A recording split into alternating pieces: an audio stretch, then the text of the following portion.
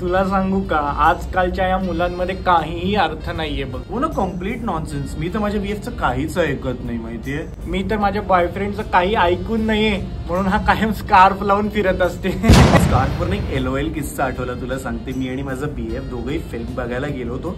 तर थिएटरमध्ये हा काय मला म्हणतो माहितीये का, हे स्कार्फ काढ ना प्लीज, हे स्कार्फ काढ ना प्लीज. मी म्हटलं बावळट आहेस का, स्कार्फ काढला आणि स्कार झाले तर काय करणार. मला मूवीवरनं आठवलं, माझ्या फेवरेट हिरो अमयचा नवीन मूवी येतोय जग्गू आणि ज्युलियट 10 फेब्रुवारीला. अमेय वाघ, आय लव्ह हिज आईज. त्याच्यात म्हणे त्याला लव्ह ॲट फर्स्ट साईट झालंय मूवी मध्ये.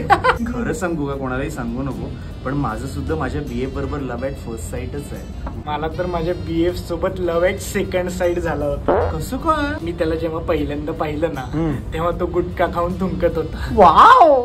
पण जेव्हा दुसऱ्यांदा पाहिलं तेव्हा तो लॅम्बोर्गिनीतनं गुटखा थुंकत होता.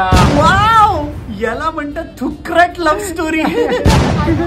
हे चल ना, आपण पटकन आपली स्टोरी टाकूया का, सेल्फी काढू. मला जायचंय ना जिमला. येस, मलाही माझ्या बॉयफ्रेंडला गुटखा घ्यायचा. चल. अय्या तू कोण, अय्या तू कोण.